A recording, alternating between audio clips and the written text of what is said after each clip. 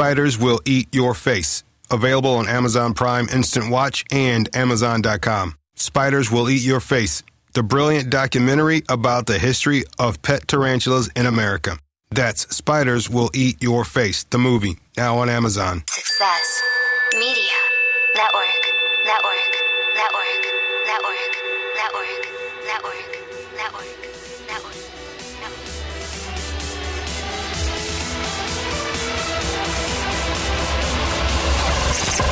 This is your show. Good day, Successors. I'm Antonio Holman, and welcome to the 4 Principles of Success number 33, where I chat with successful people and entrepreneurs about how they enhance their businesses and lives in the areas of knowledge, health, wealth, and spirituality. Today, we're talking to Moran Pober. Moran is located in Televiv, Israel, and is a former Israel Defense Force soldier, Israel businessman, investor, founder of ABD Assets, a leading international investment group, and has extensive dealings with many other entrepreneurial projects. Moran has been involved in many companies, including iTips, a top 100 app in 100 stores around the world, including the U.S., Canada, and the U.K. Other than the previous mentioned ventures, Moran has carried out extensive consulting assignments with many companies and is now on the hunt for acquisitions of companies he can help turn around, merge, or help grow towards exit IPO. Moran, are you ready to help our listeners prepare for success? I am. Let's do it. All right, great. Okay, now, aside from all of your business dealings and things, tell us about what your personal life is like. My personal life, that's a good question to start with. It's pretty boring, you could say. It's very routine-like. Waking up, going to the gym, try to go out at least 5 times a week. Then I go back, I shower, and I have this kind of like spiritual morning practice where I'm doing a few things for like 10, 20, sometimes 30 minutes. Usually involve things like just being grateful for what you have, thinking about my goals and what I want to achieve, and just preparing for my day. So mostly either have some kind of a to-do list or ideally have at least one thing I want to focus and accomplish today. And as soon as I have that, I just go and start to work. And my life right now is mostly work. Like, I really enjoy it. I got to a point where I really see work as something that I'd rather do than most of the other things. Like, I've been traveling all around the world. You could say, partied a lot, done pretty much any external thing out there. But right now, I feel like it's, at least personally, I get much more fulfillment than doing work that is bringing impact to others and helping others, and at the same time helping me trying to reach my potential. So at least personally, yeah, it's pretty boring, you could say. At the same time, it's not changing a lot, but personally I love it because businesses always change. Yeah, and you're actually doing something you enjoy, and a lot of times you come across people telling you, "Oh, Moran, you need to take a break. You need to play a little more and not work so much." Do you find you get that a lot? I used to, I guess, but now people just, the people who are close to me, they just know me and they're used to that. So there's like, yeah, that's me. And I agree 100% when you love what you do. And I don't remember where I read that or heard that if you'll get to a point where, let's say it's your Saturday morning and you wake up, what would be the first thing you'd want to do?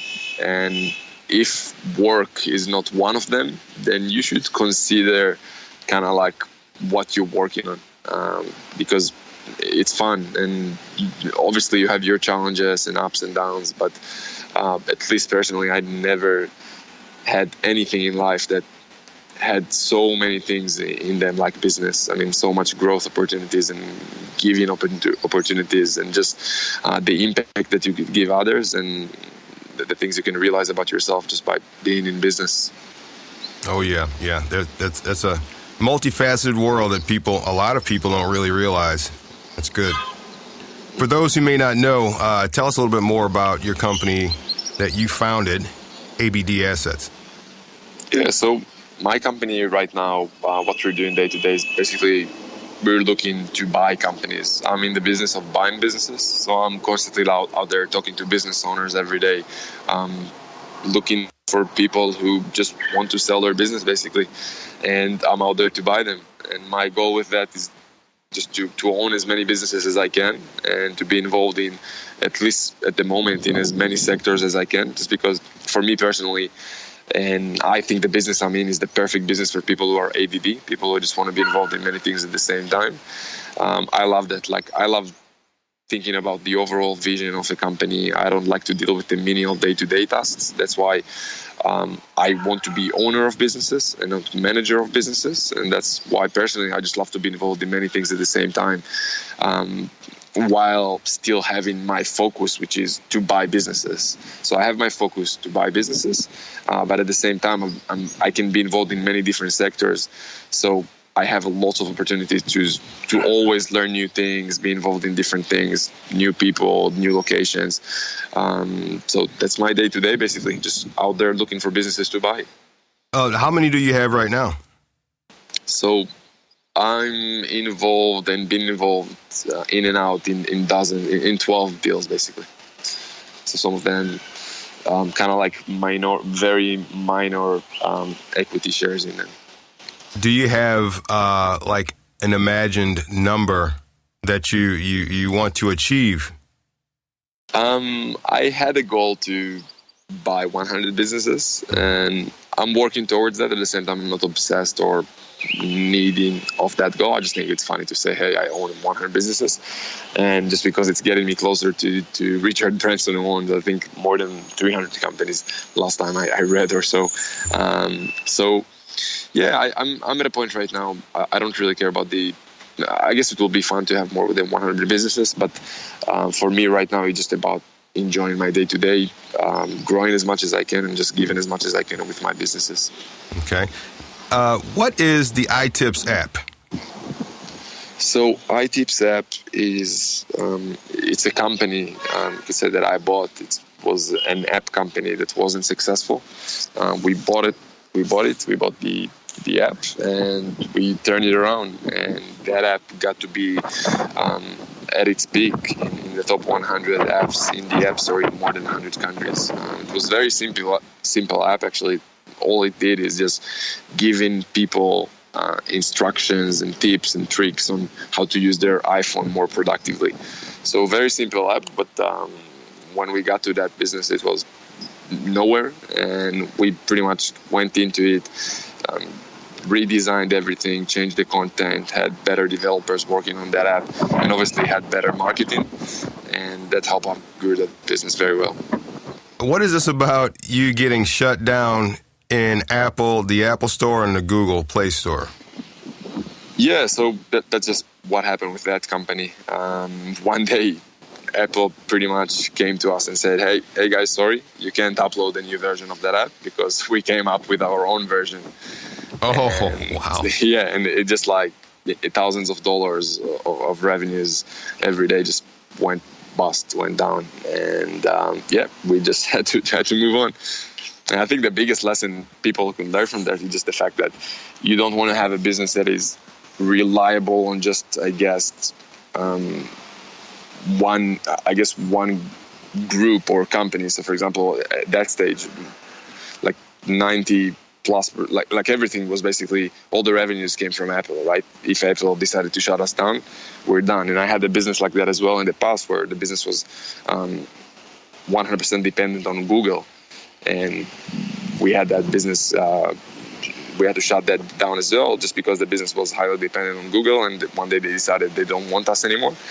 And just the same with Apple. We lost. We didn't have anything to do. So I think a big lesson I learned from those businesses is just, you want to get to a business where you have multiple sources of, I guess, revenues, even if it's for the same business. So if let's say you have an existing business that's getting traffic or leads or sales from one traffic source, you want to expand that. You want to have different options. You want to have your email list. You want to have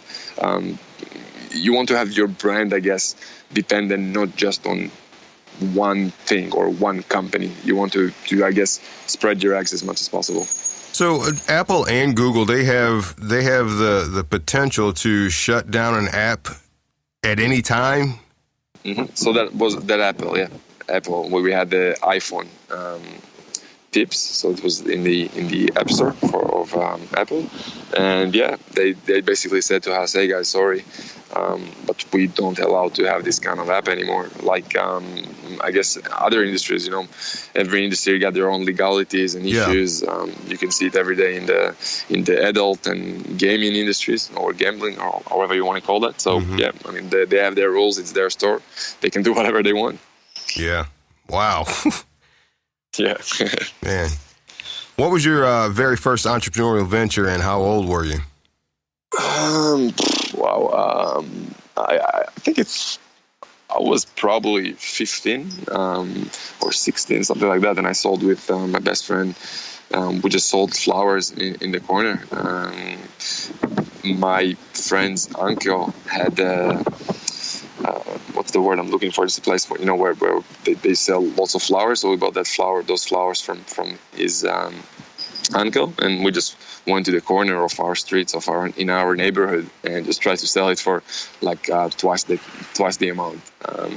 That was like the first thing I remember we did. We made some money there, but then I think that the major first thing was actually, I think I was 17 or 18 already, and I used to sell things on eBay. So I used to go to the local market, buy paintings at that time mostly. And so let's say I used to buy those paintings for $10 locally and sell them for 20 online plus shipping.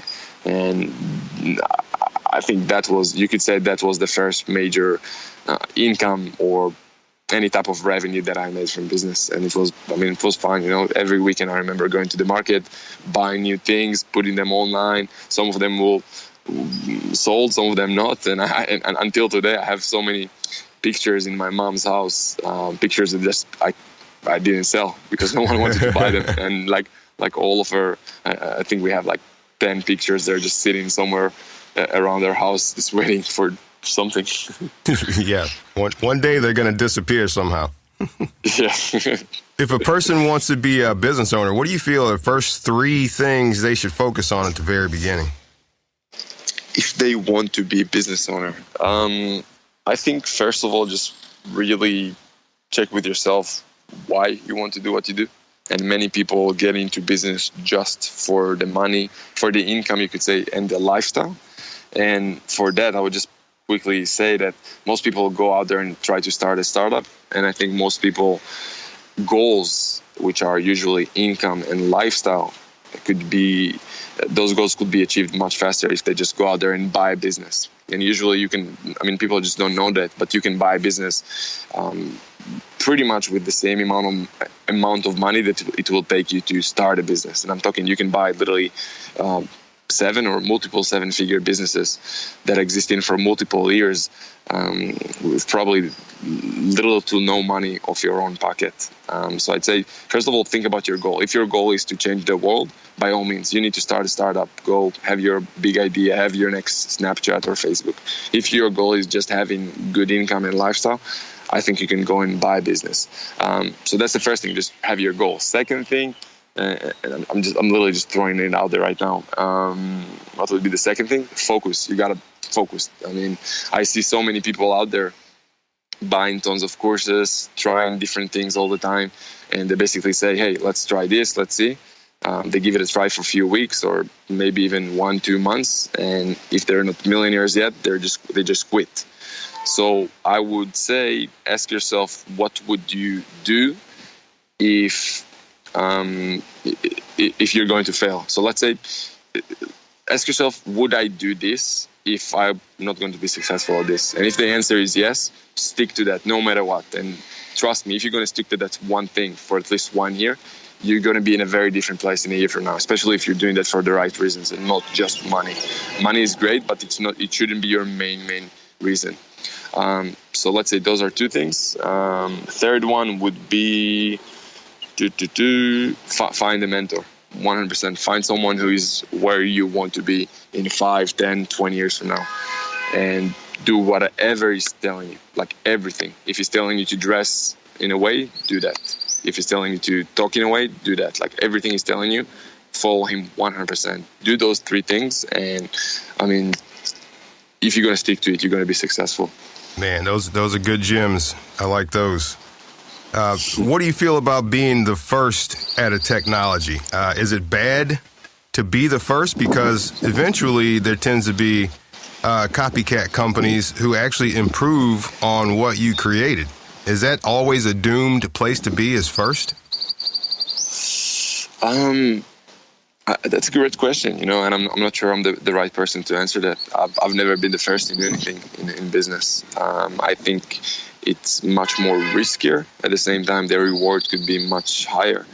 I think that being first to market is not the most important thing. And I mean, obviously you can see Facebook and many other big companies that, I mean, Facebook, it's not the first social network, but it's still one of probably still the most successful one. So I don't think it's that important. At the same time, if you have that advantage, by all means, take advantage of that. So here's a question. Here's another startup question for you. Once you have a technology established and you have it beta tested and it's operational, where should that next focus be for that startup? I think in any business, your main focus until you're at least at $1 million a year in sales and revenues is to get sales, get money coming in. If your business model is not about sales, then you got to raise capital. I mean, you can't grow to a huge level without making sales. If you're selling some kind of a product, by all means, your focus should be sales. Go out there and just sell your product. If it's offline, online, do whatever it takes to just sell. And literally, your focus should be at least 80% of your day-to-day to bring in sales, to bring in revenues. That's the only way business survives. The only way for business to survive is to bring in money. If you don't have cash, you don't have a business. Let's say someone wanted to buy $1 million business. How is it possible for someone to buy that business by using other people's money? Mm-hmm. Yeah, great question. The simple answer would be you basically leverage the business assets to finance the acquisition costs. And you see that every day with real estate. It's very similar to real estate. The biggest thing, I'm thinking that the beauty here in business is that you can grow business too much. I mean, you can't grow real estate 10x or 100x. You can do that with business. So it's the same path goes here. You can find a business that you want to buy. You can get their financials, get their details, and you can go with those financials to a financial institution. And there are tons of financial institutions. Like just Google financial institution in whatever industry. And there are literally millions of institutions out there who will loan you money, or not even for you. They will loan the business that you want to buy. They will loan money using the business assets as collateral. So you don't even need to risk any of your own assets or to sign any personal guarantee. You basically go and tell them, hey guys, I've got this business I want to buy. Here are the assets of that business. How much can you loan to me? And based on their response, you can go back and start your negotiation with the business owner. And many times, I mean, what I see is that many business owners, especially nowadays with all the baby boomers, people want to retire and they many times don't have who to give the business to.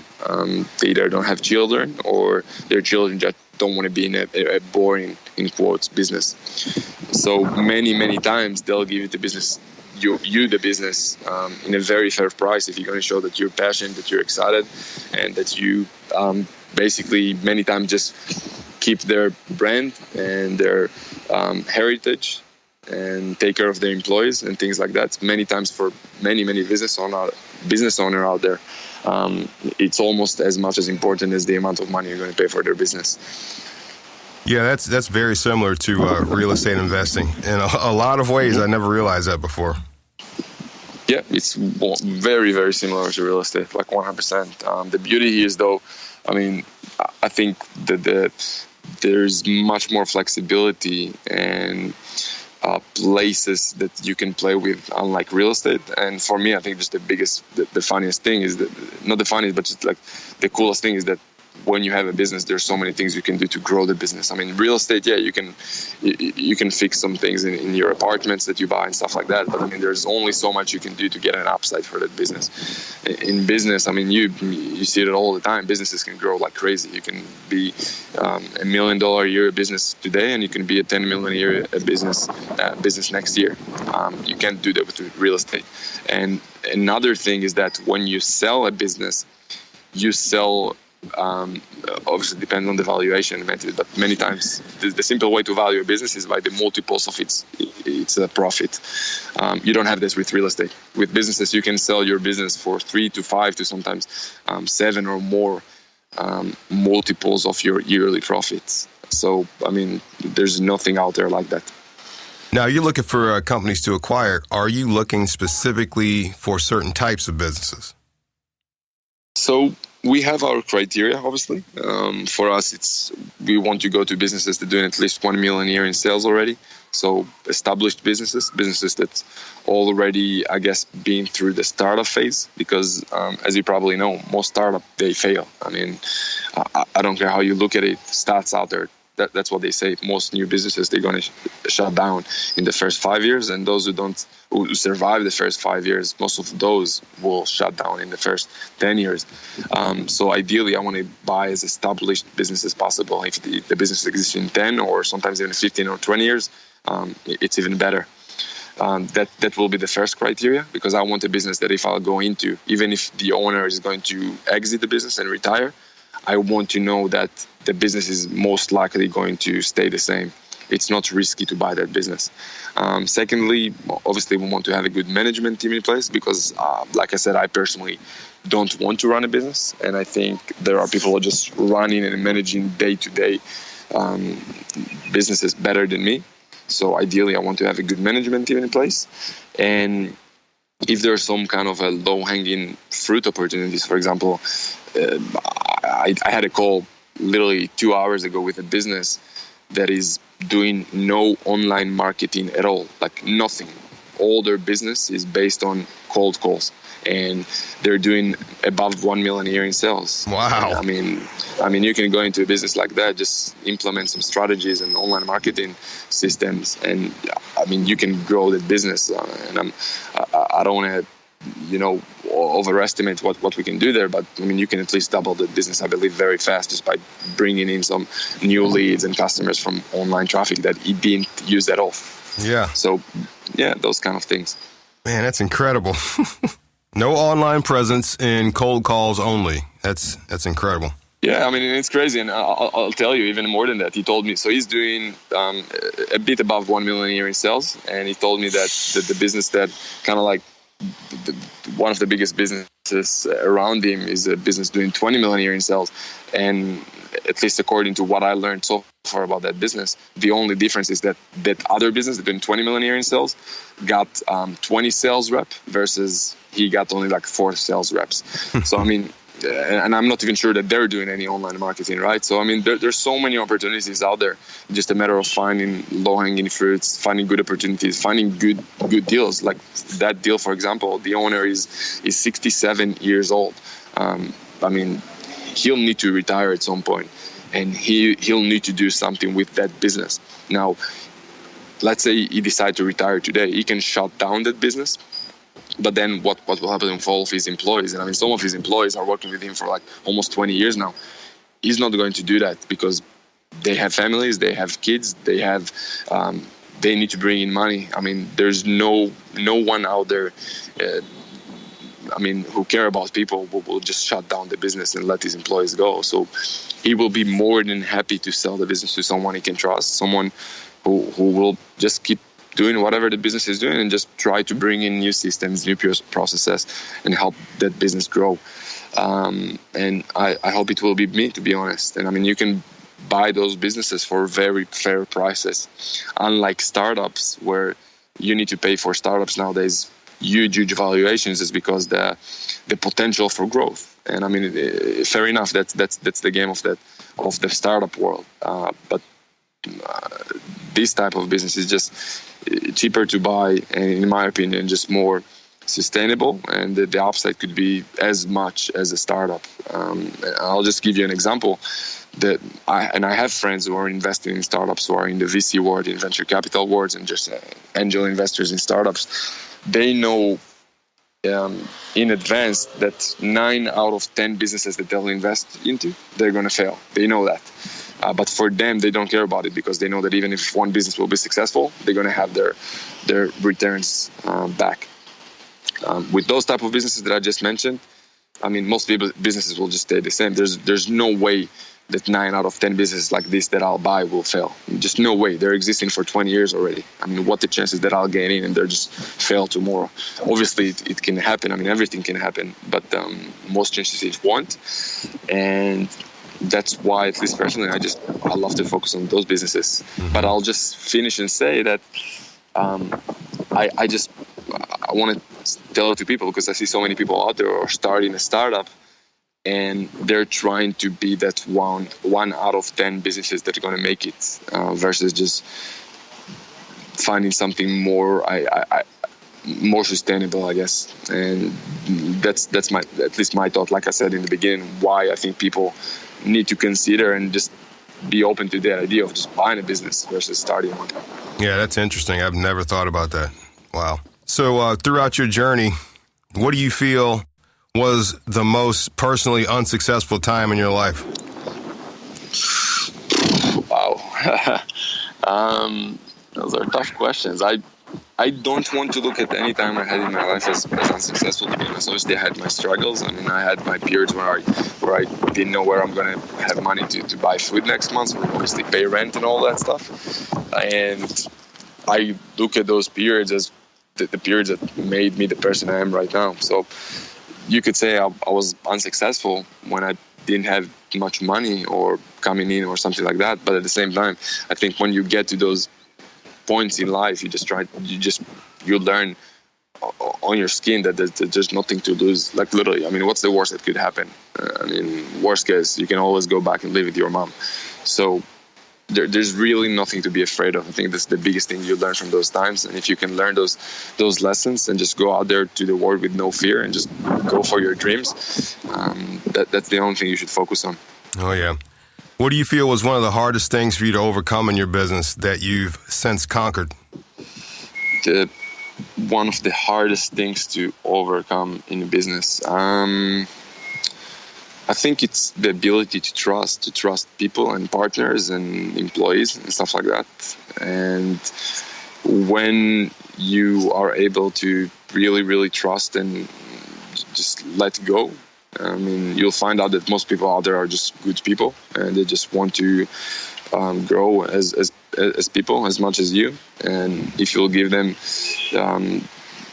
everything you can to help them, then they'll try to help you back as well. What one thing in your business are you currently struggling to overcome? Right now, I think for me personally, it's making sure that I'm doing the highest priority activities only and delegating the rest. I think it's really, really important if you want to grow to delegate everything that you must do. So if it's not something that you personally must do, I think it's really important to learn to delegate as much as possible in order to scale. What do you feel is your one biggest business triumph to date? I love telling that, the app company, I think it was amazing to see that back then, literally ranking high next to very, very famous apps. I think that was fun. I love the idea of just helping people. Some people just come back to me and tell me, hey, man, I'm basically financially free because of your help. So things like that, I think those are really, really good things for me to look back at and be happy with. Yeah, it's a good feeling when somebody comes to you and tells you some information like that. It really makes you feel like everything you've done is all good and positive. What do you feel is the one biggest personal triumph to date? I think that would be probably the working out thing. It took me a long time to. Right now, I think I'm almost at like 10% body fat percentages. Yeah, that's good. I think that's with the one that took me a long time to get to. Yeah. Wow, congratulations on that. That's good.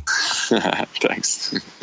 All right, hang tight, successors. We'll return to our conversation with Moran Pober, as well as quick success after a word from our sponsors.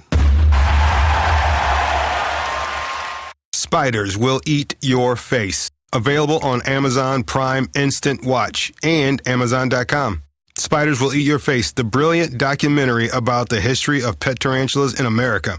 That's Spiders Will Eat Your Face, the movie, now on Amazon.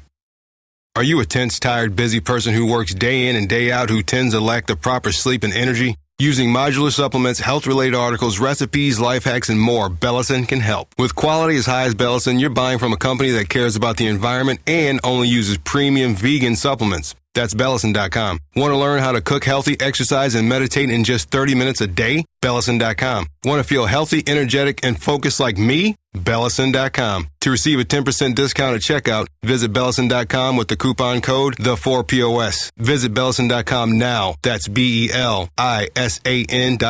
Compassion and quality without compromise. Bellison.com.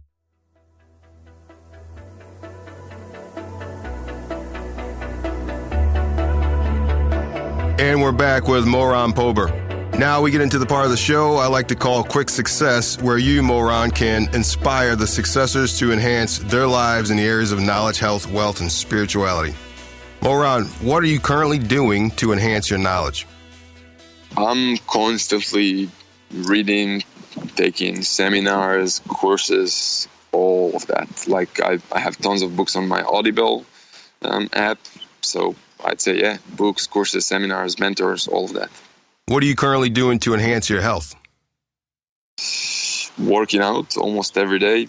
If it's weights, I'm trying to do yoga at least once or twice a week, and tracking my macros. I wish I knew that a few years ago. That would change my life for sure. A lot of people say that diet is the most important part of the whole thing. Yep, it's everything, really. What are you currently doing to enhance your wealth? Looking for more businesses to buy and help, and yeah, that's mostly my main focus. What are you currently doing to enhance your spirituality? I love that. I love that part, because I think the spiritual part of you is as important as the inside of you is as important as your outside. And I'm doing tons of things, anywhere from meditation retreats to working with literally energy coaches and things like that. So everything I have my power to get access to and that I can resonate with, I'll try that. When it comes to success, what do you feel is one of the best pieces of advice you've ever received? Wow, there are tons, but if I needed to sum it down, I'll say find a mentor, focus, and execute more than you consume. Are there any technologies or apps that you use to help you achieve success? Microsoft Excel, Audible for books. Excel, I just like to track my day-to-day activities many times and my food. Other than that, no.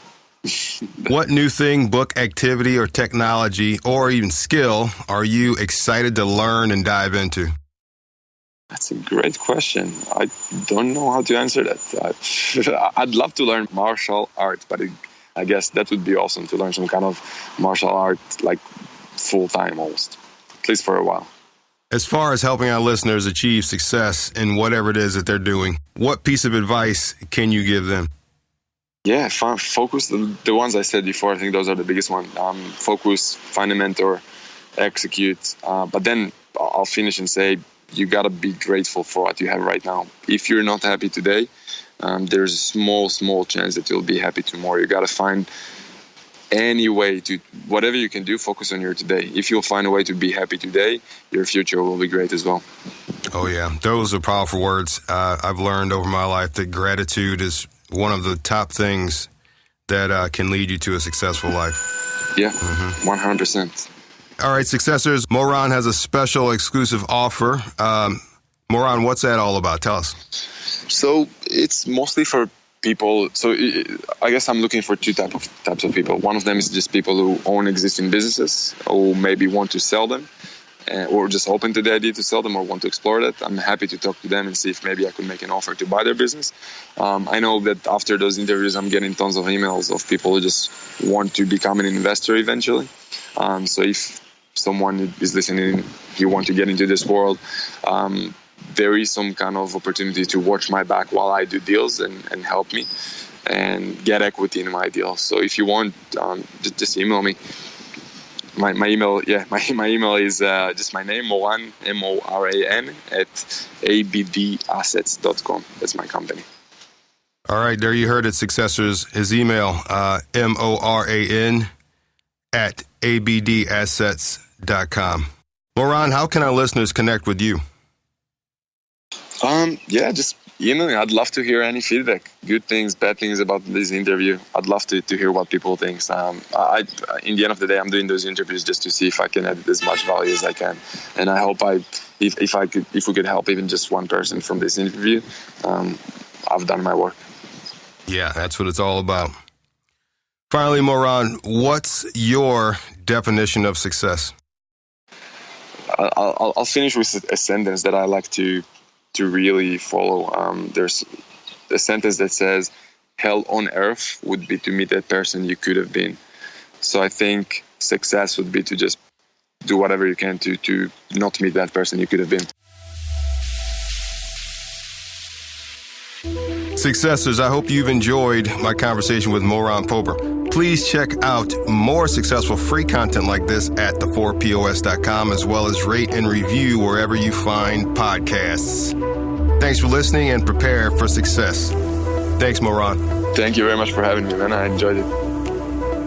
If you want to be more driven and more motivated in your life or business, go to the4pos.com/free book and grab a copy of my book, Indulge Your Affirmative Motivation Within. 25 Motivations of Personal Development and Life Success. Get it now at the4pos.com/free book. Again, that's the4pos.com/free book. Spiders Will Eat Your Face. Available on Amazon Prime Instant Watch and Amazon.com. Spiders Will Eat Your Face, the brilliant documentary about the history of pet tarantulas in America. That's Spiders Will Eat Your Face, the movie, now on Amazon.